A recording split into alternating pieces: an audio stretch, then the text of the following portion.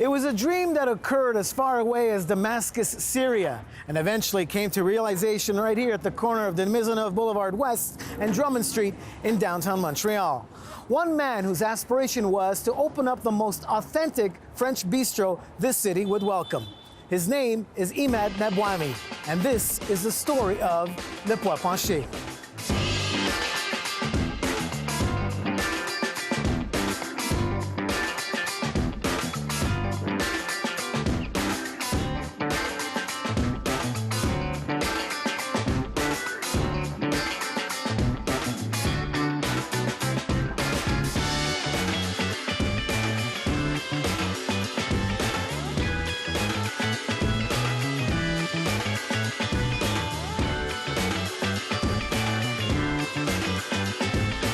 Imad Nabwami is a pillar in the business community in and around Montreal.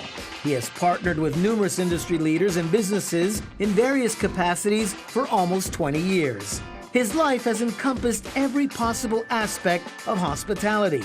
He is married and is the father of 3 beautiful daughters. He is a marathon runner, a passionate golfer, tennis player, and ardent collector of culinary books. But it's his passion for the celebration of food that sets him apart. My first European vacation with the family was Paris. So I was very young, not knowing what I'm going to do in life, and I arrived to Paris. And the first thing hit me in Paris, those French brasseries.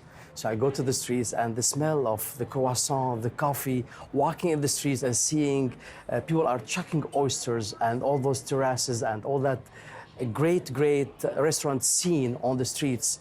That's what changed my life, I would say. How old were you then? I was 17 years old. My father is a lawyer, and he wanted me to be a lawyer.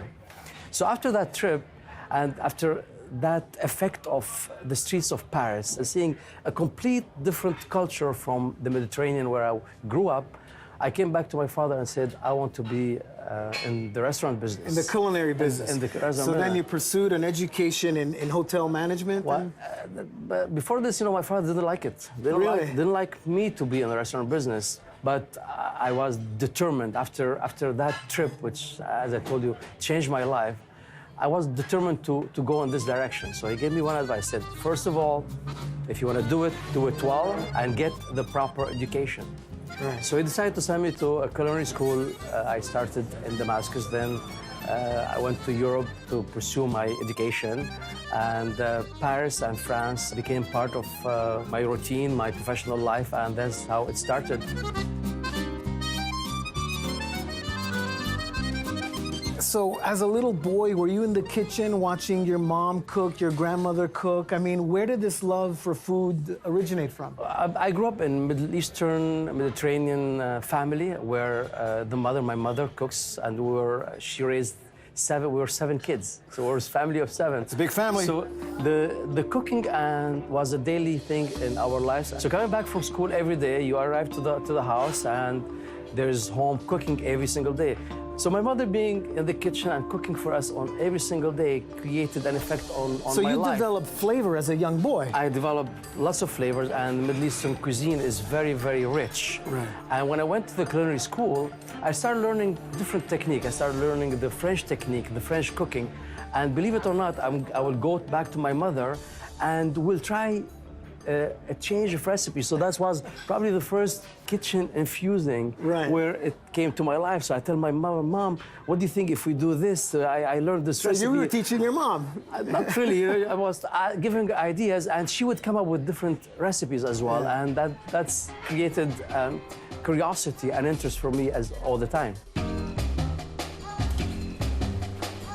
So then onwards, you moved to France, where you began working in restaurants there.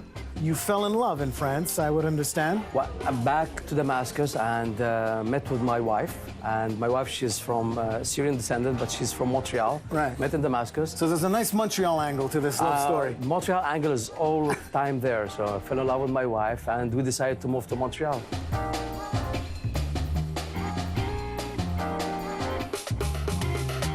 And Montreal, being a French city, also attracted me. So the choice was perfect. The love and the city. So both things made me take that decision, that important decision. And it was to open up a French-style bistro here in Montreal with a gentleman as yourself with a Syrian background. What was that like? What was the reaction to your dream initially?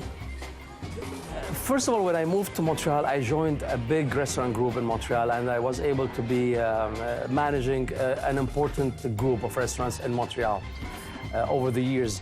But all the time, even in Montreal, when arriving to Montreal, also seeing those bistros, those beautiful places that Montreal is really famous for its restaurant scene, I had in my mind, I want to own my own place. I want to apply all what I learned, everything I acquired in my life, everything I believed in, and I want my dream to realize.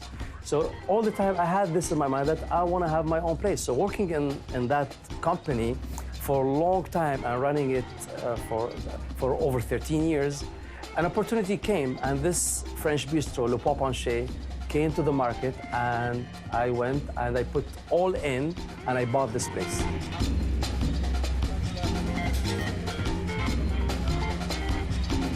So that's how it started. And you haven't looked back since. The first reaction people get in here when they walk in, it's like immediately feels like you're part of Europe. What did you bring to this establishment to make it what it is today? Because it's not just about the food, is it? No. This place represents for me food and lifestyle and the daily life of Montreal. Now, I'm very proud to say that anything happens around here, I was part of certain activity happens in downtown, in the Bell Center, and the downtown. So this place became food, number one, wine, number two, and a daily lifestyle of the neighborhood and the tourists alike. You add the word bistro cuisine Yes. to Le Pois Penche. What exactly does that mean, and how does it blend itself with the theme? Bistro cuisine is very simple. Bistro cuisine is a translation of comfort food, French comfort food.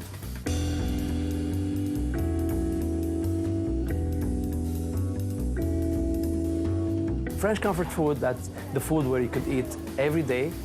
You could have one dish, you could have just a tartare, you could have moule frites, you could have oysters, you could have shrimp. Very simple. Very simple comfort food, and it could be part of your daily life without being pretentious, without lots of planning. Could be a large meal, could be a small meal, could be just a glass of wine, could be a terrace. So the bistro and the brasserie, it's a type of a restaurant where it could touch every aspect day of your life. So that's how I like it, and that's why I chose it. Speaking of choosing, they say that a successful restaurant or food establishment is a wonderful marriage between the owner and the chef. Yes. They go hand in hand. Talk to us a little about your chef and how it is, because they're artists in their own right, but they, I would imagine, have to have a similar vision as yourself, right? My chef is Jean-Philippe. He's a very young professional. Cache à ici, 4 Blue Point, qui est 703. Ici, là. 2 Blue Point, 2 shine ici, 18 encore, Vincent. He's probably 28 years old. I all the time believed in a young team. And Jean-Philippe was the sous chef here, actually. And my chef had to move to Asia. And he approached me to be the chef. So he said, I wanted to take the challenge. Là, j'ai besoin 4 légumes, en fait. 3 légumes réguliers. So there was lots of back and forth, and I knew all his potential working with me for a few years. So I knew what kind of person he is, what potential he has, what product knowledge and kitchen knowledge he possessed all the time. Vous avez quelque chose d'autre, mon chef? Non, ça va, vous pouvez disposer. I like that. So I gave him the chance, and it paid off. The guy delivered.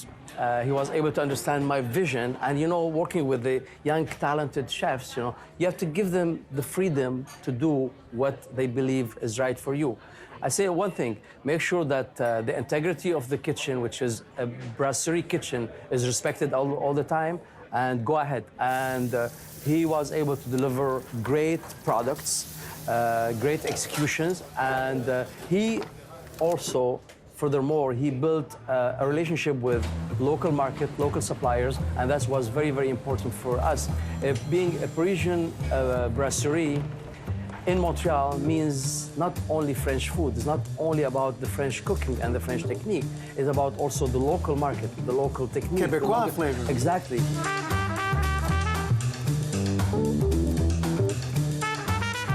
we create and deliver great products in this aspect.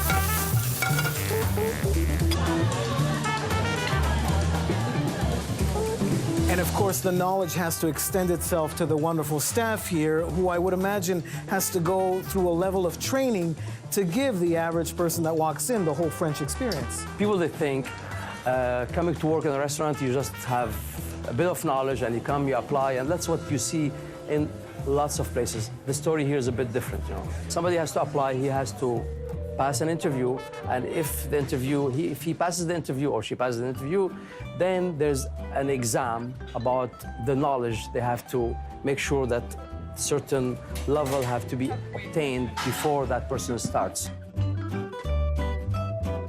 This is Danny. Danny, fresh pasta at a bistro. Yes, Mo. All right, Yep. tell me what you do here. Well, today at Pois Penche, we're gonna do a fresh tagliatelle. Tagliatelle? Yeah. He even says it like an Italian. I like that. Okay, go ahead. All right. So what does this wonderful dough consist of exactly? Wheat, I would imagine? Wheat, Semolina? flour, semolina, eggs, a little bit of oil. You know, And you everything's fresh, you know. We do Every everything day? fresh, everything by hand, yeah. And do you guys sell a lot of pasta here? I would imagine, eh? We do actually, Really? yeah. It's a hit. See, it's a hit.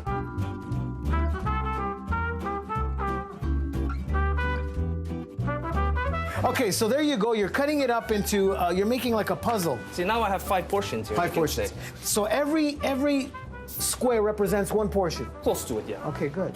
And that yields a nice portion that goes inside a wonderful plate. Exactly. Okay, so you're putting it through the shredder. Oh my goodness, look how pretty that looks. And just grab it a bit. Add some semolina so it won't stick. And then let it dry a bit. It's amazing, good. Well, there you have it. This is the pasta section with Danny here at Le Pois Penche. Good job, Thank you man. very Good much, Mo. job. Thank you. They look delicious. Thank you very much.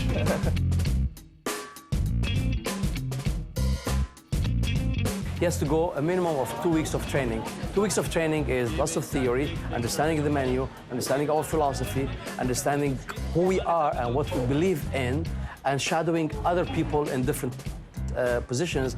Even my waiters here, they spend 2 days at least in the kitchen before they start hitting the floor. So I want the product knowledge to be perfect. I want the training to be excellent.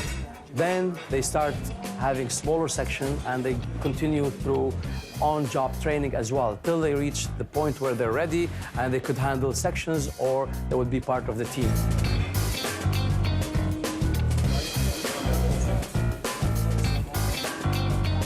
The guests here, they would feel that when they talk to a waiter or a manager or anybody on the floor, they would see and they feel the difference, how this person is cultivated, is educated, they know what they're talking about, and it's another level of service. Of course, an important element with respects to a French bistro or brasserie is their raw bar section or oyster bar. And this is Camille, the official oyster shucker. What kinds of variety do you have here? We have the raspberry points from Ile du Prince-Édouard, and these are blue points. And where are they from? Long Island. I understand that you're presenting a wonderful platter here. Now tell me a little about the vinaigrette and balsamic vinegar. And The vinaigrette is shallots, French shallots. French onions, yes. Yes, French. and lemon. Lemon here, and red wine vinegar. And how many oysters should a person eat? Because I understand that oysters have an effect on people. Is that true? Yes, it's aphrodisiac. Really? Yeah, yeah. Well, there, you make a presentation to this gentleman over here. There you go. Merci, monsieur. How do you manage your stress to keep such a level of tranquility which passes on to the staff? There is a stress. There's lots of stress. The difference is from being stressed in the restaurant business and any other business or jobs, the problems and the challenges changes on day-to-day basis. So every day you walk in and there's different challenge. How you could probably overcome your stress, when you see your guests happy and you see the level of satisfaction on your clients, your stress is gone. The restaurant business is day-to-day. It's every single meal, it's every single dish, it's every single glass of wine. One chance to make a good impression. 100%. Yeah. The impression, it's a personal satisfaction. When you're happy, you're not stressed. No And matter obviously there's a level of sacrifice that everyone has to make.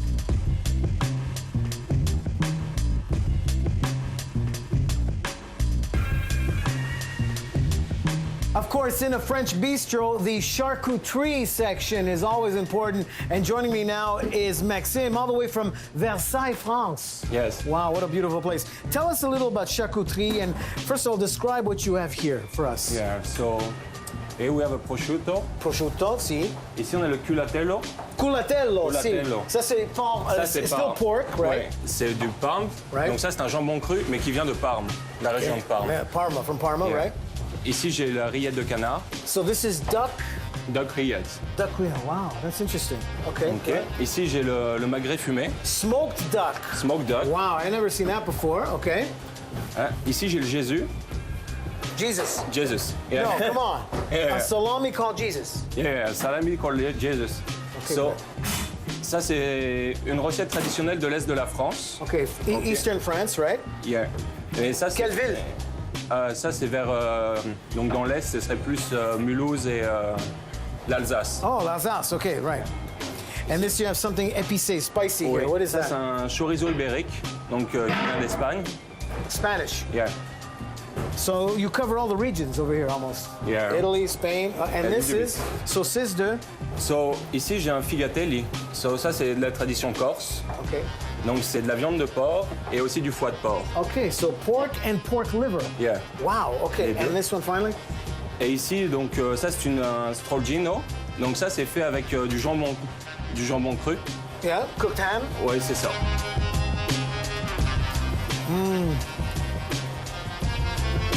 Very good.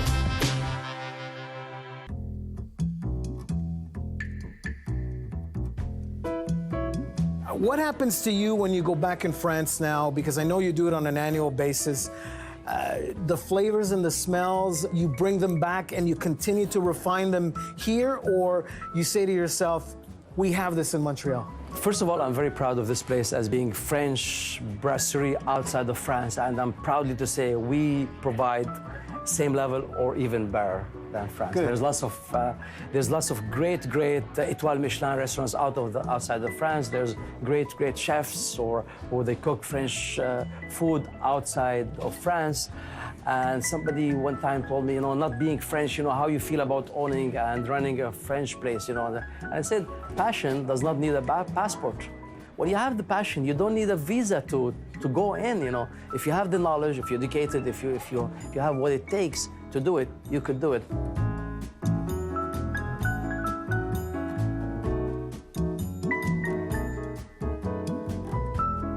There are 10 major winemaking regions in France, and with so many varieties to choose from, what wine goes best in a French bistro? Is there such a thing as pairing? Well, joining me now is Dominic Alnett, the wine guy or sommelier here. First of all, thank you for joining us here. And is there such a thing? Do we necessarily have to pair a specific wine with this type of cuisine? Ideally, you pair a good wine with any kind of food. So the idea is to have good wine. That's pretty much it. So what constitutes a good wine for you? What are the prerequisites? At the restaurant, we like freshness. So just like we like freshness in food, right? Simplicity, well executed. We love wines full of life. So good acidity, not too much alcohol, a lot of bright fruit, wines that are full of soul and life. Things that make you, when you come to a restaurant, you want to be hungry, you want to eat.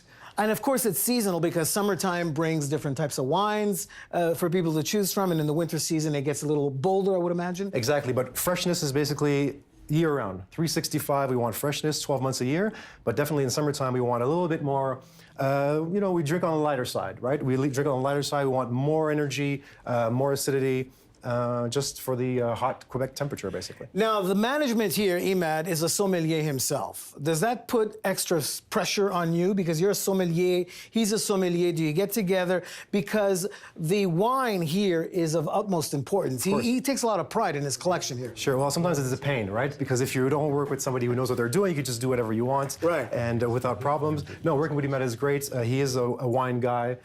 We like the term wine guy because basically wine is very intimidating. So at the restaurant, we take our wines very, very seriously, but we don't want people to be intimidated by what we do.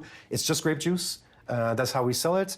We have an amazing cellar here, but we don't want people to look at the wine list and say, oh my God, what do I do? That's right. You don't So, want. But it's grape juice made with love. made with love. We only buy grape juice made with That's love. right. So what did you have here? Some examples that you could show us. Well, this is a typical example of what a regular Thursday for me looks like. We get our wine order in on Thursdays, and this is actually this Thursday's order. Why Thursday? Well, what's so significant about Thursday? Just the government decides that it's Thursday in Quebec. You know, the SAQ is rules. So people should go to restaurants every Thursday. They'll get good wine. Yeah, for sure. If you come here on Thursday, I'll be excited. And since I'm a sommelier, it doesn't take much for me to pour something out of my bag of tricks. So come on Thursday. You mentioned local. There's local wines that you also work with here. For sure, they're great winemakers. And even me as a sommelier, sometimes you get a little snooty and you say great wine in Quebec. And this is one here. Exactly. That's in Niagara, right? Wow. But you know, it's very close. I mean, we're Canadian. So I tried to keep it local, but obviously. Also, Okay. but this is a joint venture with Ontarians, obviously, a winemaker that's a flying winemaker called Thomas Bachelard, who basically makes wine all over the world, and a bunch of Quebecers. Okay. So this is a great example of a local product. Okay, pouring the wine, that's a science as well. Why don't we open up a bottle and show us? What are you starting with, by the way? This is just a great champagne, and this will give you the exact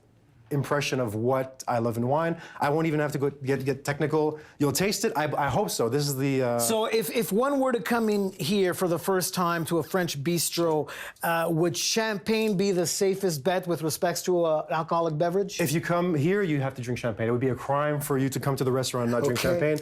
I love it. Champagne makes everything better. Your sex life, your day, everything, Really? your meal. Champagne is a non-starter. Basically, you come here, you drink champagne, and everything else is a bonus. This is definitely not how you open it at home or in front of a customer, but because, you know... You always have it ready with the cork ready to pop. No, you don't pop the cork either. You don't pop the cork ever at a table? Unless you're making a rap video or you're celebrating a multi-million-dollar deal or an engagement, you never pop the cork. You never pop the cork in front of the clientele? You should never pop the cork, unless it's, you know, unless I did not know that. For sure. It basically should make this sound when you open a bottle of champagne. Really? That's it, yep. You don't want it to go... See? And if it drips, that's good luck. Good luck for sure. So this is many varieties of champagne you have here, or is it just... We have usually about 40 to 50 selections, usually about 10 to 15 under 100. We like a fine bubble. We don't want aggressive bubbles. Champagne should be all about, you know, the seductive side of wine, purity, small bubbles, and freshness. Okay, well, saludo to you. Tell us a little about the Bourgogne connection, because there's a wonderful Bourgogne connection with respects to the establishment here. I mean, Burgundy is just basically, you know, Burgundy is where it's at. Really? It's the motherland, as I like to say. And Imad is a Chevalier du Tastevin of Clos Vougeot. So, wow, that's quite a title. Quite a title. Does he have a horse with that title? He does, when he goes to Burgundy, at the airport, the horse and carriage is waiting for him as he gets off. What a Charles de title. Gaulle. One day I aspired to have my own. Okay. But, you know, Burgundy is just so full of great people, such a microcosm of life. Just this great country landscape with amazing people, farmers. Some of the bottles fetch thousands of dollars, but the people are just so simple. It's such an amazing place. It's full of soul and passion, and also pedigree, right? They just have the vineyards. They have, you know, and the magic of Pinot Noir and Chardonnay for the greatest reds and the greatest white, in my personal opinion. So Burgundy's where it's at, and they're just food wines. That's a great bottle of Burgundy just makes you want to eat and makes you want to drink all night. At the Pois Penche, if you like the wine, amazing. If you don't like it, we'll find you a better bottle. And your harshest critics, your wife and your daughters, what do they say about you as a restaurateur extraordinaire? My family are the hardest critics on me all the time. And believe it or not, I really, when my family come here, and my wife, my kids, my 3 daughters, You're nervous. I'm nervous. Of course you are. They keep me on my toes because if they don't like something, you know, they're very hard on me. Of course. So I have that. But families, but I'm sure they love you dearly.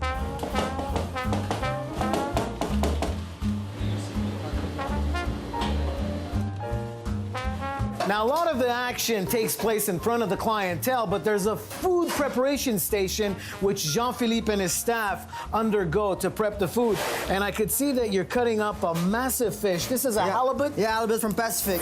From the Pacific? Yeah. Why do you like working with this fish? What's so special about a halibut that makes it easy? It's a nice white fish, really tasty, easy to cook. Everybody can cook that at home. I mean, it's just tasty. And you broil it, you charcoal, you bake it. What do you do? We stir pan it with bouillon, cream, fish stock, lemon, you know. So this was, how many pounds is this fish, by the way? About 35 to 40. So how many meals or portions would you get out of this? I would say 32, 34, yeah. And is it made the same way, or do you have different varieties? Always the same. Always the same. Yeah, that's la carte for the restaurant. So this would be a pan-seared halibut. Yeah. Okay, and combining it with what wonderful vegetables? Wonderful, yeah, spring vegetable, lemon. Yeah. And I noticed that your food preparation stations, everything is fresh. Everything's fresh, everything's homemade here. We don't buy except cheese. Of course, cheese, very important in French bistro cuisine. Joining me now is Brandon, who is the cheese specialist here. Brandon, I know Benedict blue cheese, and I know Charlevoix, because this is all cheeses from Quebec, right? Yeah, right. What else you got here? Here we have a Kinogami. Kinogami, Yeah, we have a cheese from Charlevoix also. Riopel. Riopel. Yeah, we have this one is Zachary Cloutier. Okay. And they're different textures, different, some are piquant, which are spicy, some are mild, right? Yeah, this one is like a more stronger cheese. For sure, it's a blue cheese. It's treated with penicillin inside, so that's why it makes all the blue like this. And cheeses are always served at the end of the meal here? No, you can at the beginning, you can have come it. at the restaurant, take a glass of wine, a little piece of bread, some little almonds, nuts, take a piece of cheese, 4 or 5 people sharing. You mentioned bread. It always starts with fresh baguette bread, you right? need a nice piece of bread, a little cheese. And the Quebec cheese industry, very popular, world-renowned, and you guys always work with Quebec local cheeses, Yeah, for right? sure. Every week, every 2 weeks, we change this cheese. There's so many kinds of cheese here in Quebec. Over 450 varieties of cheeses. And you also say cheese when you take pictures?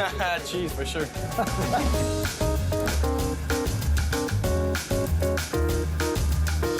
You know, this is the hardest job, deveining shrimp. Yeah. Deveining shrimp is laborious and difficult. Ici, on a des belles crevettes du Québec, là. Quebec. Yeah. That's right, because you use a lot of local. Yeah, I try to go local all the time. I mean, sometimes they don't have. I mean, the season in Quebec is sometimes hard. Which part of Quebec? Île de la Madeleine? Yeah. So you and him discuss the menu, you and him discuss varieties. Yeah, exactly. And we discuss about the cost, how it's gonna be, and that's it. We're good to go. And he encourages you to try different things, different methods? Yeah, of course. Yeah, he give me the choice all the time. This is where the action really happens. Jean-Philippe in the cuisine avec Jean-Philippe. So tell us what you have here. It's a little quail. Quail, wow. Yeah. Okay. Just stir pan really hot. Seared quail. Yeah. And you have it on a base of butter there, is that it? Yeah, base butter. Okay. And quail, I would imagine, cooks very quickly, right? Oh yeah. You can't eat like medium rare. There's no problem with quail. You don't want to overcook your quail. No. That's What for else sure. we have here cooking? For now, slowly open oyster. We have a big seafood platter. We got the coming seafood out. platter, yeah. La garde manger, Alexis is making a crab cake. Tell us what goes into the crab cakes. Crab cake, caper, cornichon, mayonnaise. And this is a French homemade? Everything's homemade here. Okay. Brussels sprouts. Brussels sprouts. And local vegetables, I would imagine, right? So I use what I have in the house. That's your crab cake that you were talking about? Yeah. Jean-François, a lot of your recipes are in a base butter-based? Yeah, butter. French cuisine. Fresh butter all the time? Yeah. That's mushrooms? Mushroom. Tagliatelle. That's right. Tu peux m'amener... Amène-moi un truc pour l'eau, pour les pâtes, puis tout, s'il te plaît. This is off, eh? Yeah, I know. Thank you. I'm telling the chef what to do here. Where's our crab cakes? Crab cake in fryer, not ready yet. Not ready. Hang on, here come the crab cakes. Stand by, here come the crab cakes. That is nice. And then you ring the bell. There you go, crab cakes.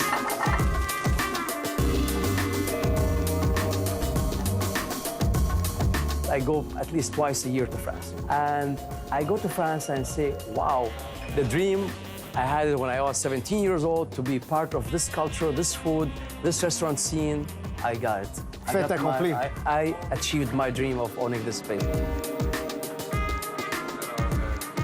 So this is what it's like in the day of the life of Ibad Nabwani. This is a day of my life.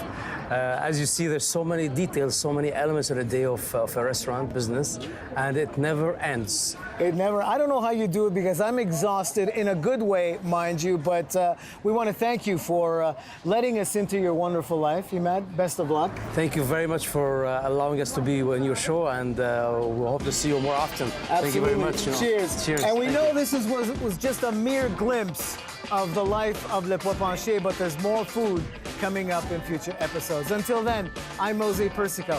Thank you for joining us. Salute, my friend. Cheers.